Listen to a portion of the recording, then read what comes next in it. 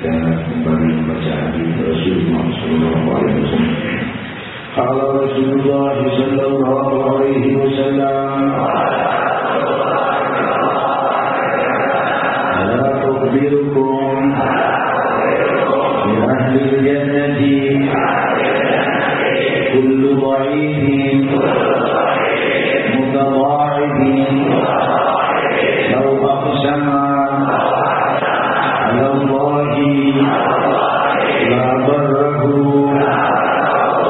ala ukhbirukum bi ahli an-nari kullu rajulin jawadin mustakbirin."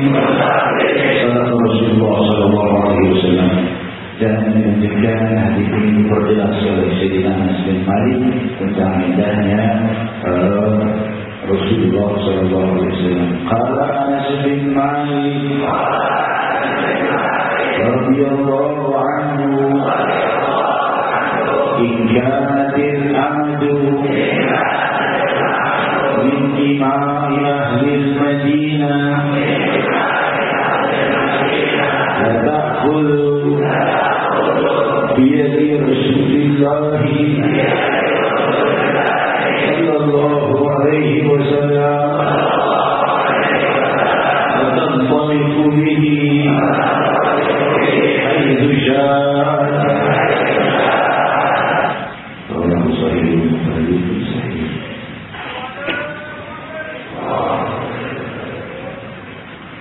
Assalamualaikum warahmatullahi wabarakatuh. Hamdan li rabbil khasara bi Muhammadin wa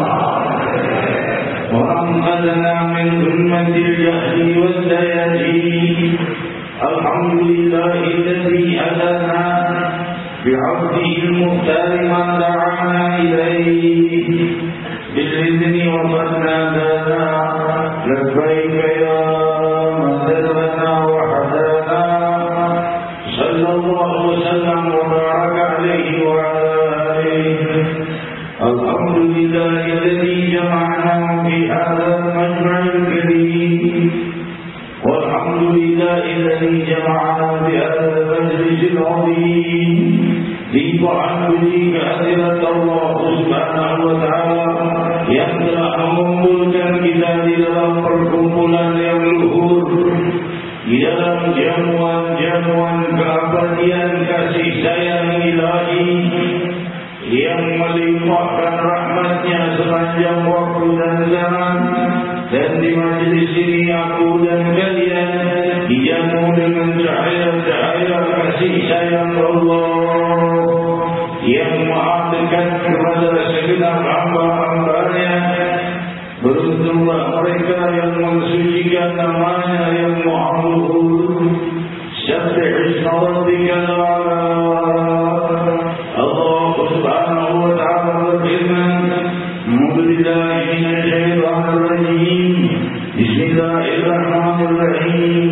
Sabbih isma rabbikal a'la alladzi khalaqa fasawwa." Sucikanlah nama Tuhanmu yang maha luhur, mengundang setiap jiwa dan sanubari untuk mencapai keluhuran dunia dan akhirat. Yang setiap nafas dan detik kehidupannya berangkat pada cahaya keluhuran dengan mensucikan nama Allah yang maha luhur, yang maha tidak butuh disucikan karena sudah maha suci dan maha memiliki segala kesucian dan siap melimpahkan kesucian dan keluhuran kepada hamba-hambanya yang mensucikan keagungan nama-Nya. Sabbih isma rabbikal a'la. Sucikanlah nama Tuhanmu yang maha luhur di dalam jiwa dan sanubarimu. Dialah Allah yang maha luhur dan abadi, maha suci dan maha mensucikanmu dari segala dosa, maha mensucikan kita dari segala musibah, maha mensucikan kita dari segala kesedihan, maha mensucikan kita dari segala hal-hal yang hina. Dia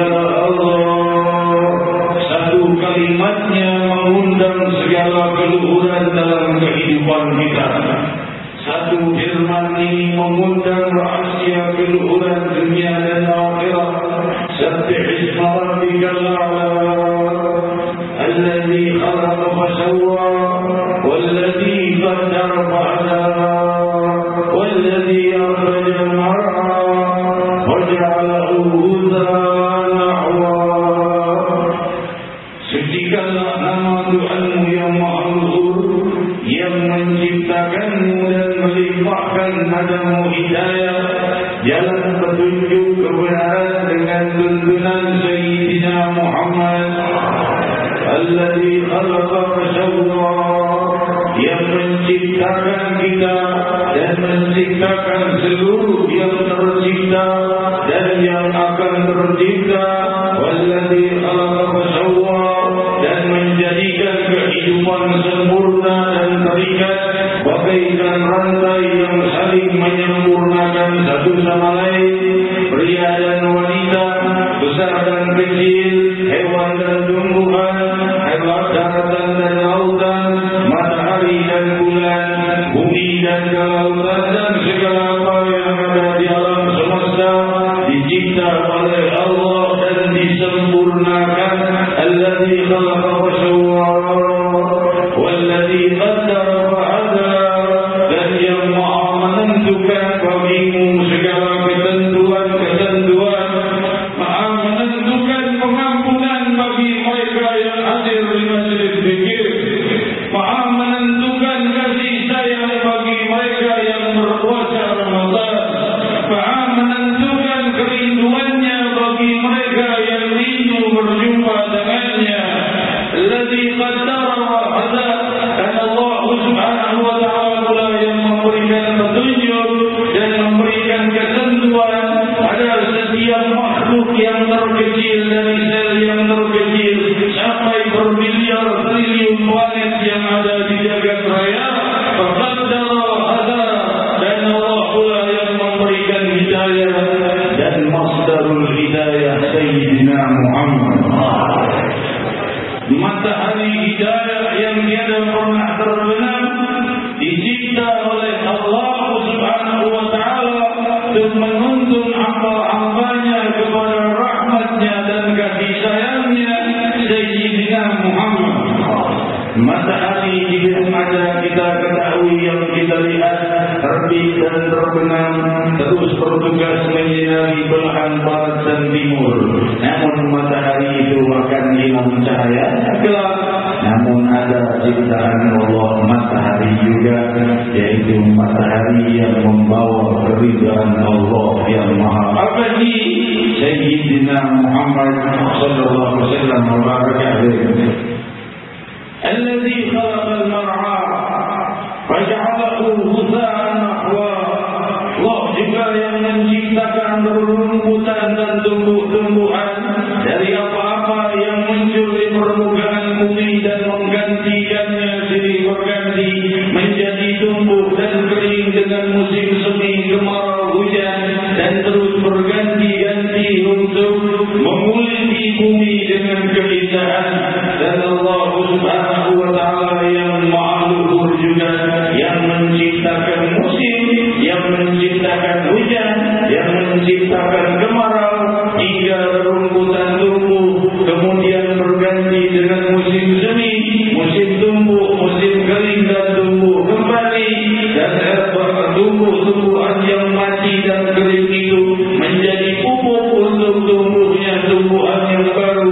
Dan demikian hadirin-hadirat yang dimuliakan Allah, waja'alahu ghuzaan ahwa. Sanubiyuka fala tansa illa ma syaa Allah, innahu ya'lamu ma yakhfa. Akan kusampaikan kepadamu tuntunan-tuntunan Al-Quran, wahai Muhammad. Sanubiyuka fala tansa, dan janganlah kau lupa kalau secara bahasa. Al-Imam Ibn Abbas radhiyallahu anhu di dalam tafsir Ibn Abbas menjelaskan fala tansa illa ma syaa Allah, bahwa Rasul tidak pernah lupa setelah itu selama-lamanya tentang ayat Al-Quran Karim. Fala tansa di sini maksud Ibn Abbas adalah Allah menjadikan Nabi tidak akan lupa selama-lamanya illa masya Allah, kecuali waktu yang dikehendaki Allah, dan Allah sudah menjadikan hafalan Al-Quran beliau abadi. Sanubri fala tansa illa masya Allah. Sanubri fala tansa illa masya Allah. Innahu ya'lamu al-jahra wa ma yakhfa. Sungguh Allah Maha mengetahui yang terlihat dan yang tersembunyi. Yang terlihat dari kenikmatan kita dan yang tersembunyi. Yang terlihat dari musibah dan kesedihan kita dan yang tersembunyi. Dan ini pun bermakna hal-hal yang telah terjadi dan yang akan datang. Innahu ya'lamu al-jahra wa ma yakhfa. Yassir hasan yassirka Yusra, dan Allah Subhanahu wa taala akan memberikan kepada wahai Muhammad kemudahan. Ini yang perlu kita ingat. Hasan yassirka Yusra, Allah akan memberimu kemudahan sehingga kau mencapai kemudahan. Dan ayat ini turun untuk beliau dan umat beliau sallallahu alaihi wasallam yang memperjuangkan dakwah beliau akan mencapai kemudahan di dalam dakwahnya kepada Allah Subhanahu wa taala. Semoga Allah dan melimpahkan kepada dan kalian rahasia kemudahan di dunia dan akhirat, dan juga selalu melindungi kita di dalam cahaya kemudahan yang milik Allah ditumpahkan kepadaku dan pada kalian. Fadzakir in nafa'ati dzikra. Saya tak perlu menyiapkan. Saya jangan buat sekali lagi sallallahu alaihi wasallam. Maka berilah peringatan, sampaikan kepada mereka tuntunan-tuntunan kemuliaan. Inna fa'atin dzikra. Kalau mereka mau menerimanya, jangan paksakan. Orang yang bermaksiat, jangan kau paksakan harus meninggalkan kemaksiatan karena keinginan iman itu dari hatinya, bukan dari perbuatannya. Jangan depan kita saja yang tidak maksiat, di belakang maksiat lagi. Maka berilah mereka itu peringatan. Inna fa'atin dzikra. Kalau bawa manfaat bagi mereka, kalau mereka itu mau menerima kemuliaan itu. Saya tidak menyesal.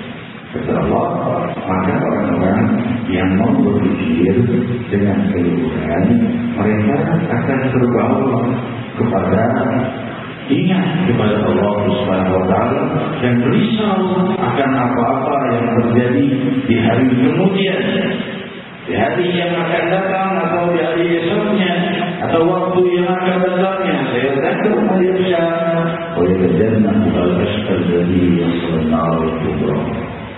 Orang-orang lain yang tidak terima akan menghindar sendiri dari kemuliaan, dan itu sudah disifatkan oleh Allah. Namun orang-orang yang baik akan meninggalkan hal-hal yang hina. Orang-orang yang baik akan meninggalkan hal-hal yang hina. Orang yang tidak mau mendengar seruan-seruan kelembutan ilahi tetap di dalam jalan kehinaan, waliyadzubillah. Dan mereka di dalam kemurkaan Allah Subhanahu wa taala.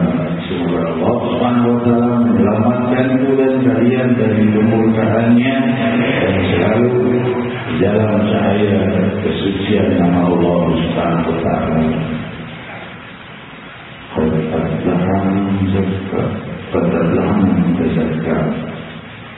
Beruntunglah mereka itu yang mensucikan dirinya. Maknanya dua, mensucikan dirinya secara batin dari sifat-sifat yang hina, dan juga mensucikan diri dan tubuhnya dengan berzakat. Zakat fitrah di hadapan kita sebentar lagi. Zakat fitrah sudah mulai dikeluarkan di malam pertama bulan Ramadan. Akhirnya di malam Idul Fitri. Tadi kalau sudah selesai sholat Idul Fitri, hukumnya tetap wajib tapi menjadi dosa. Tetap wajib dikeluarkan dari dosa. Kenapa? Karena sholatnya Seseorang terlambat mengeluarkan zakat fitrah, tak lupa, tak sibuk atau lainnya. Wajibkah saya masih mengeluarkan zakat? Tetap wajib, tapi kena dosa karena kita lepas dari waktunya. Demikian hadirin kata pelahanan zakat.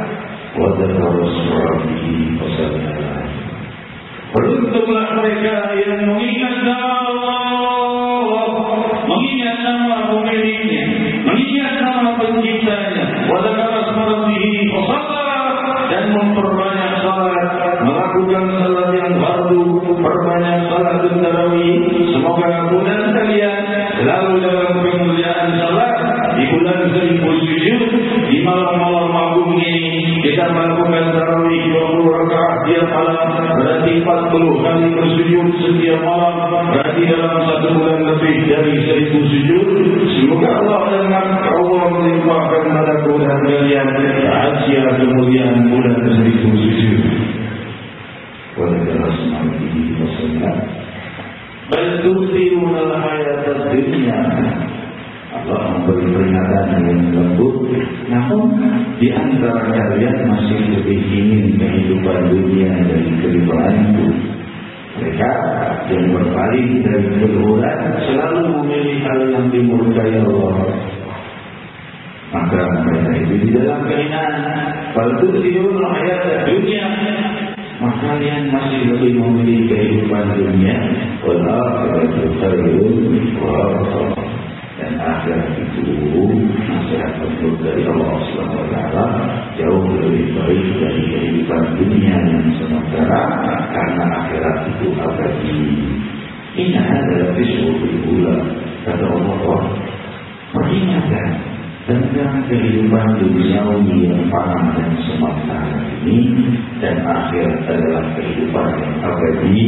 Dan seruan untuk banyak menyeru nama Allah dan beribadah kepada Allah dan mensucikan diri ini, kita adalah disuruh bulan. Dari sejak dahulu para nabi-nabi terdahulu sudah diberitahukan. Dari sejak nabi-nabi yang terdahulu telah disampaikan, inna adalah disuruh bulan. Suhufi Ibrahim wa Musa alaihi wassalam. Ada satu pun para Rasul dan Nabi itu diutus ke muka bumi kecuali memperingatkan tentang hal ini, bahwa kehidupan dunia akan sirna. Bukan berarti tidak boleh mencari dunia, bukan boleh juga berarti tidak boleh kaya raya. Bahkan Rasul mendoakan Sayyidina Anas bin Malik radhiyallahu anhu agar kaya raya. Sebagaimana riwayat Sahih Al-Bukhari, Allah ma'afir malahu wa dzurriyyatahu wa barik lahu fihima. Hai Allah, perbanyaklah harta Anas bin Malik dan keturunannya, dan limpahi keberkahan pada harta dan keturunannya. Menunjukkan minta kekayaan kepada Allah bukan hal yang dilarang syariah, karena sang Nabi mendoakan di antara sahabatnya kaya raya. Namun yang menjadi hina di sini adalah cinta keduniaan. Ya, hadirin hadirat, seperti malam hari ini kita semua meninggalkan keduniawian kita, kumpul di sini, meninggalkan rumah kita dan kesibukan duduk di majelis zikir. Semoga aku dan kalian dalam rahasia keluhuran yang abadi. Sampailah kita kepada hadis mulia ini, di mana Rasul sallallahu alaihi wasallam menyampaikan kepada kita, ala unabbiukum bi ahli jannah. Maukah kalian dikabarkan tentang penduduk surga itu siapa? Kullu wa'idin mudha'idin law sama'a Allah ila al-barra.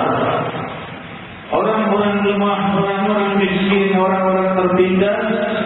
Imam Ibn Hajar Al-Asqalani menjadi Islam barakatullahi di dalam Fathul Bari Syarah Sahih Bukhari mensyarahkan makna hadis ini, bahwa maksud dari ucapan wa'idin mudha'idin ini bukan hanya orang yang lemah dan tertindas, tapi orang-orang saleh, tapi yang merendahkan dirinya, tidak terlihat dan termasyhur. Tapi dia saleh ini, orang-orang seperti ini termasuk dalam hadis itu, kata Imam Ibn Hajar Al-Asqalani, Allah bersama Allah Ta'ala. Hati-hati kata Rasul, kalau mereka itu berdoa bersumpah dengan nama Allah, pasti Allah kabulkan. Apa maksudnya dari hadis ini? Di hati dengan para fuqara. Jangan musuhi fuqara, jangan marah kepada fuqara. Bukankah kita sudah dengar firman Allah Ta'ala jadi masalah rahmat masaila pada.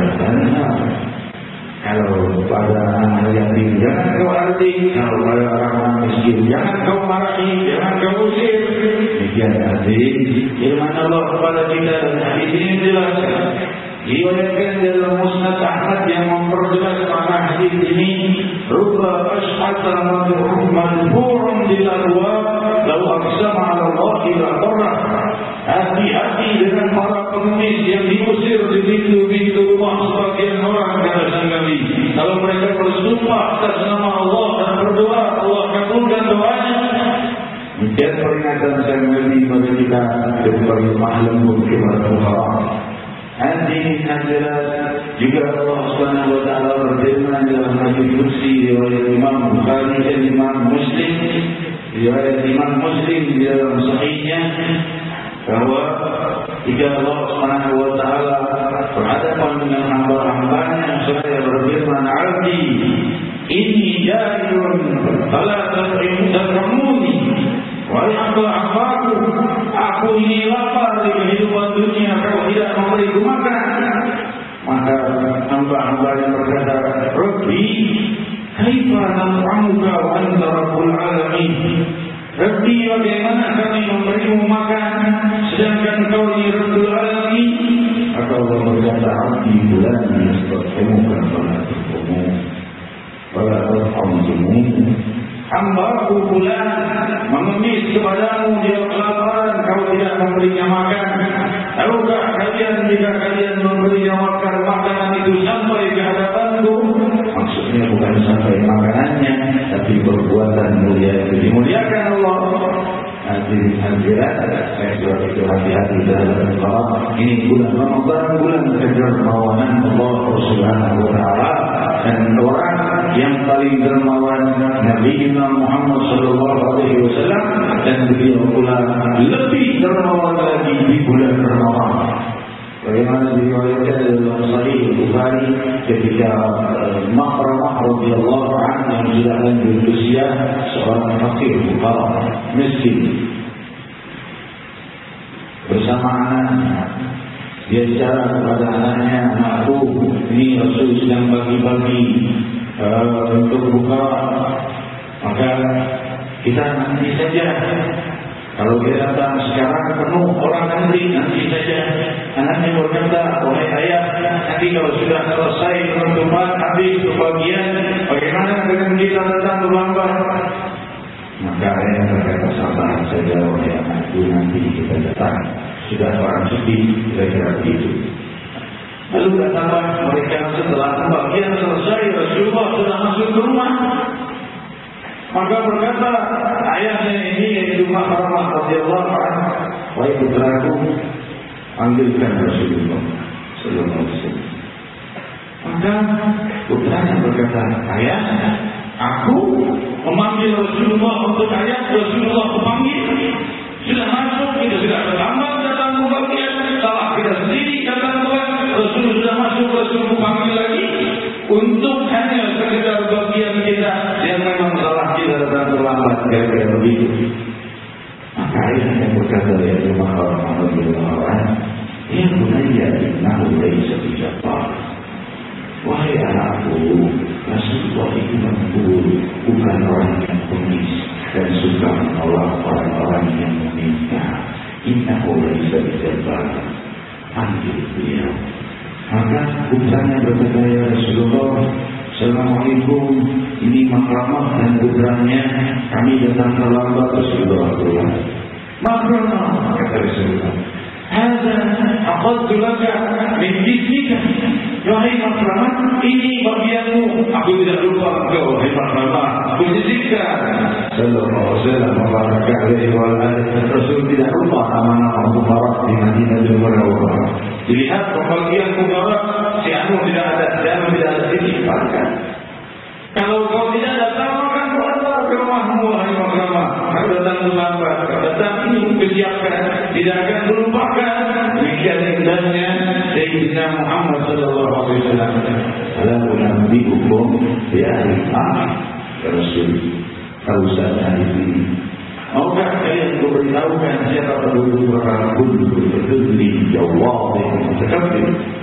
Orang-orang yang kulli jawab ini Al-Imam Ibn Hajar dalam Fathul Bari syarah Sahih Bukhari mensyaratkan orang yang makan minum sendiri dan tidak peduli pada fuqara dan tidak mau peduli kepada orang miskin. Ini kulli jawab, orang-orang yang sombong makan minum sendiri, tidak mau tahu tentang orang miskin, dan mereka itu selalu berucap dengan kalimat-kalimat yang sombong. Mereka itu penduduk neraka, kata Rasulullah SAW. Mutakabbir, orang yang sombong. Alhamdulillah, semoga Allah menjaga kita dari sifat sombong. Manusia paling indah Sayyidina Muhammad SAW. Teruskan hadis ini berikan dengan riwayat Malik tentang indahnya Nabi Sallallahu Alaihi Wasallam. Rasulullah Sallallahu Alaihi Wasallam itu orang yang paling sopan dan ramah. Kalau seandainya salah seorang amah min ima'il Madinah, seorang anak budak di sana itu kan masih ada zaman perbudakan, karena zaman perbudakan itu kikis dan sirna setelah kebangkitan Islam. Karena dengan Islam inilah kikis dan sirnanya perbudakan. Perlu saya jelaskan masalah perbudakan.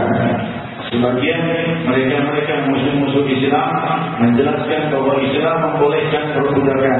Beda. Perbudakan muslimin yang ada di dalam syariah dengan perbudakan di luar muslimin. Perbudakan di dalam Islam itu adalah orang-orang yang melawan muslimin dan memerangi muslimin, dan tidak mau masuk Islam mereka memerangi, maka mereka dijadikan budak. Tidak dimasukkan penjara. Tidak ada di dalam Islam namanya orang-orang di penjara karena memerangi muslimin, tidak ada. Tapi dijadikan budak. Kejam sekali dijadikan budak. Budak di dalam Islam, pahami dulu. Rasulullah SAW memerintahkan sebagaimana sabdanya Sallallahu Alaihi Wasallam riwayat Sahih Bukhari, beri makan makanan budak kalian sebagaimana makanan kalian. Kalau kalian makan apa, beri makanan yang sama. Jangan bentak budak kalian. Riwayat Imam Bukhari di dalam Adabul Mufrad, salah seorang sahabat membentak budaknya di belakangnya Rasulullah Sallallahu Alaihi Wasallam berkata, "Ittaqillah ya Allah." Takwa kepada Allah balik dia melihat Rasul. Ya Rasulullah, mohon maaf aku menghardik budak. Maka berkata Rasulullah Sallallahu Alaihi Wasallam, kau sudah tahu kan apa yang harus kau perbuat? Tahu oleh Rasulullah, bebaskan dia. Menghardik budak, bebas budaknya. Ini tuntunan Sayyidina Muhammad. Ibu bisa keluar, makan sama dengan tuannya, tidak dipaksakan masuk Islam, tinggal di rumah. Di mana nih akhirat ajaran di Barat Timur mengajarkan orang yang memerangi kita suruh tinggal serumah, suruh makan bareng kita, tidak dipaksakan masuk Islam. Inilah indahnya perbudakan di dalam Islam. Dan setiap kali apa-apa Rasul ratusan hadis dalam riwayat yang 3 ataupun sahih yang menjelaskan barang siapa yang melepaskan budak, barang siapa yang melepaskan budak, barang siapa terus akhirnya perbudakan sirna dengan kebangkitan Islam. Hadirin hadirat yang dimuliakan Allah, berkata Sayyidina Nabi Malik, masa itu perbudakan masih belum sirna. Itu kalau budak-budak yang datang dari Habsyah, dari Afrika, dari mana yang perjualbelikan di Madinah itu, megang tangan Rasul dibawa kemana suka. Kemana pun dibawa oleh anak-anak para budak itu, maka Rasul ikut dibawa oleh mereka. Kemana pun mereka pergi. Mahmud Hajar radhiyallahu anhu berkata, bahkan di antara mereka mengajar Nabi untuk menolong mereka keluar Madinah. Nanti ikut sampai keluar Madinah, Nabi Sallallahu Alaihi Wasallam tidak mau melepaskan tangan orang yang masih menggenggam tangan beliau, walau seorang budak. Sallallahu Alaihi Wasallam membaraka Nabi Muhammad. Diajarkan juga ke sana, ikut sampai keluar Madinah, ditarik ikut. Demikian indahnya budi pekerti Rasulullah Sallallahu Alaihi Wasallam. Hadirin hadirat yang dimuliakan Allah, hari-hari mulia kita di hari mulia ini, yaitu tepatnya tanggal 10 Muharram, malam 10 Ramadan, malam 11 Ramadan, 10 Muharram ini adalah Fatah Makkah.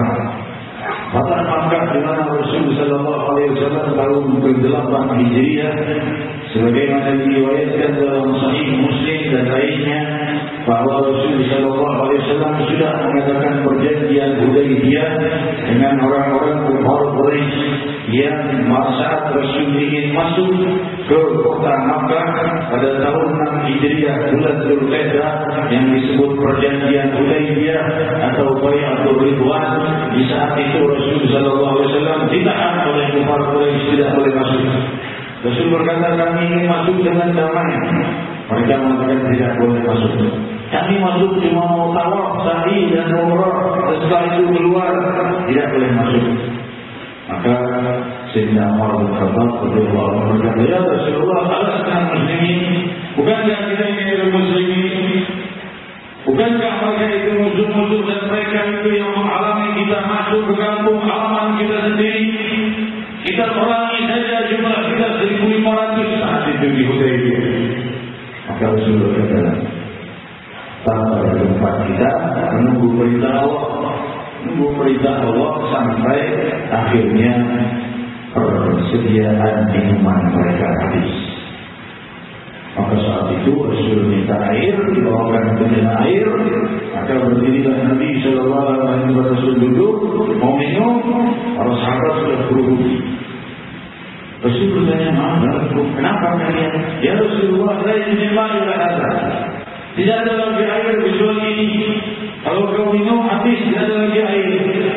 Rasulullah SAW mengalukan tangannya di dalam itu, mengambillah air dari jari-jari Rasulullah SAW. Fasyaribna wa tawadana, syaribna wa tawadana. Demikian riwayat Sahih Al-Bukhari, kami minum, kami wudu, kami minum, kami wudu. 1, 2, 3, 4, 1.500 muslimin yang minum dan wudu dari air yang mengalir dari jari-jari Rasulullah SAW. Dan diriwayatkan, lau kunna mi'atu alfin lakafana, kalau seandainya jumlah kami 100.000 pun akan mencukupi daripada air yang keluar dari jari-jari kami. Itu perhitungan kalau tidak. Kalau air minum wudu kira-kira taruhlah 2 liter, 1.500 orang, 3.000 liter keluar dari jari-jari Muhammad Rasulullah SAW. Inilah mukjizat Nabi. Hadirin hadirat, ketika para muhadditsin, para fuqaha memperjelas tentang hukum air. Kemudian hukum air mana yang paling afdal? Air yang paling afdal adalah air Zam-Zam. Namun air yang keluar dari jari-jari Rasulullah lebih afdal dari air Zam-Zam, karena Zam-Zam keluar dari bumi, tapi air itu keluar dari jari-jari Sayyidina Muhammad sallallahu alaihi wasallam. Baraka alaihi wa alihi. Yang Rasul sallallahu alaihi wasallam setelah perjanjian Hudaybiyah kembali ke Makkah, Madinatul Munawwarah, karena tidak diperbolehkan masuk. 2 tahun kemudian masuk ke Makkah dengan 10.000 muslimin, muslimat di antaranya, dan Rasul memberikan panji di tangan Sayyidina Ali bin Abi Thalib radhiyallahu anhu dari Muhajirin dan dari Ansar, salah seorang Ansar radhiyallahu anhu. Hadirin hadirat, di malam Fatah Makkah, Abu Sufyan buru-buru masuk Islam. Ini cara dakwah Nabi sallallahu alaihi wasallam. Abu Sufyan, pimpinan Makkah, datang masuk Islam di malam Fatah Makkah. Anda sudah lihat 10.000 muslimin yang mau masuk Makkah. Kalau tidak buru-buru masuk Islam, habis. Kira-kira begitu. Abu Sufyan datang, maka Abu Sufyan Islam. Mana bertemu Rasulullah? Karena Rasulullah melindungi ratusan jemaah para sahabat, demikian riwayat dari Syekh. Maka Abu Sufyan ini ditolong oleh Abbas bin Abdul Muttalib radhiyallahu anhu atau salah seorang sahabat lain.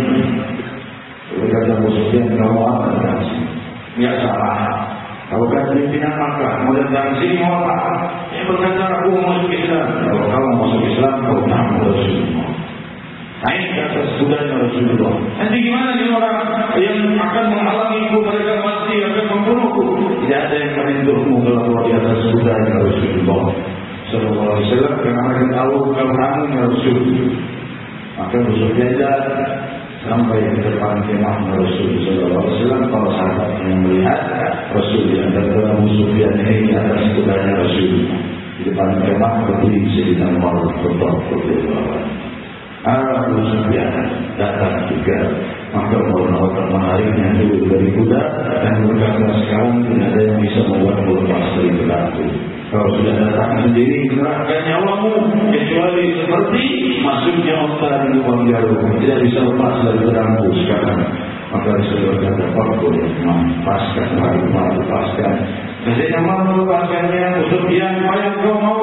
Abu Sufyan berkata, aku selalu terusir dari hidayah. Maka Rasulullah berkata, kamu yang mengusir dirimu dari hidayah, bukan engkau yang mengusir dari hidayah. Hidayah ditawarkan pada seluruh hamba Allah. Maka dia pun masuk Islam dan kembali ke Makkah. Masuk muslimin 10 Ramadan tahun ke-8 Hijriah pada hari Jumat. Masuklah muslimin ke Makkah Mukarramah menjadi awali dari seluruh penjuru Makkah. Maka di saat itu berkatalah Abu Sufyan pimpinan Makkah yang sudah masuk Islam, dia berkata, ya Rasulullah, utihat hadra Quraisy wala Quraisy ba'da al-yawm. Ya Rasulullah, mahkota kekuasaan Quraisy sudah diserahkan padamu, tidak ada lagi Quraisy yang akan memerangimu setelah hari ini. Maka Rasul berkata, anda dari Abu Sufyan orang indahnya akhlak Nabi Muhammad SAW yang masuk rumah Abu Sufyan dia aman. Maka kaum Ansar berkata di dalam hati dan saling fisik satu sama lain, Rasulullah ternyata sudah kembali ke kampungnya di Makkah, kita yang sudah pulang ke Madinah. Maka saat itu turunlah wahyu. Diriwayatkan dalam Sahih Muslim berkata Abu Hurairah radhiyallahu anhu arda, "Idza nazala al-wahyu, kalau seandainya turun wahyu, la minna yarfa' tarafu ila Rasulillah sallallahu alaihi wasallam." Kalau sudah turun wahyu, tidak satu pun dari kami mampu melihat, mengangkat kepala melihat wajah Nabi Muhammad sallallahu alaihi wasallam. Dari saat itu cahaya terang benderang dan rahasia kewibawaan ilahi menundukkan semua makhluk hingga tidak bisa mengangkat kepala di hadapan Sayyidina Muhammad. La hadina yarfa' tarafu ilaihi sallallahu alaihi wasallam. Selesai turun wahyu, Rasul berkata, "Ma'asyarul Ansar, wahai orang-orang Ansar." Orang Ansar berkata, "Labbaik ya Rasulullah. Kalian telah mengatakan bahwa aku ini sudah memilih Quraisy duduk di sini dan akan tinggal di Makkah. Karena ini Abdullah wa Rasuluh, sungguh aku ini Allah dan Rasulnya. Inni hajartu ilaihi ilallahi wa ilaikum al-mahya mahyakum wal mamat mamatukum ya Ansar." Wahai Ansar, tidak, aku ini Allah dan Rasulnya.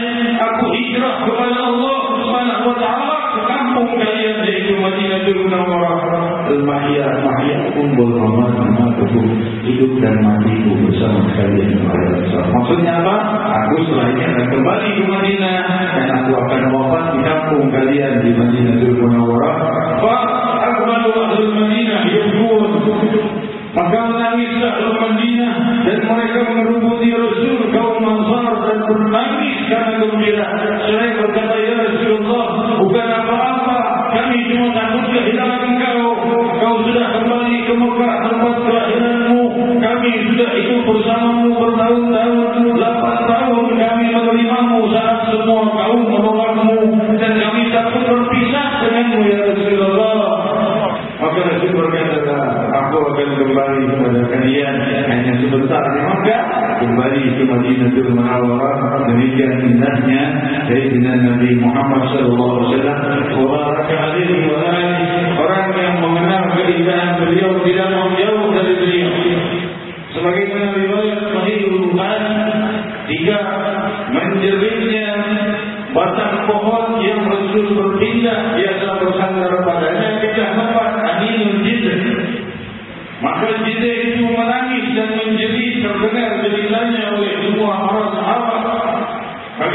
batang pohon kurma itu menjerit dan menangis, dan Rasul turun Allahumma ilaih, dan Rasul sallallahu alaihi wasallam memeluk batang pohon kurma itu, maka tangisnya bagaikan bayi yang ditenangkan ibunya mulai perlahan-lahan berbiak. Sampaikan oleh guru mulia kita Al-Hafidh Al-Muslim Al-Alam Al-Habib Umar bin Habib alaihi rahmatullah di dalam kitabnya, beliau menjelaskan bahwa bayangkan sebatang pohon kurma ini yang tidak mau jauh dari Rasul sallallahu alaihi wasallam, padahal cuma berdekatan beberapa hasta saja Rasulullah tidak, dia tidak mau jauh dari Nabi Muhammad. Dan perhatikan cintanya Rasul kepada yang mencintai dan merindukannya, walau batang pohon kurma. Maka datanglah Rasul dan memeluk pohon kurma itu, seraya terdiam akhirnya menangis tersedak-sedak, akhirnya terdiam menangisnya. Demikian indahnya budi pekerti Nabi Muhammad itu terhadap batang pohon kurma, lebih pada bulan kalian yang merindukan Rasulullah.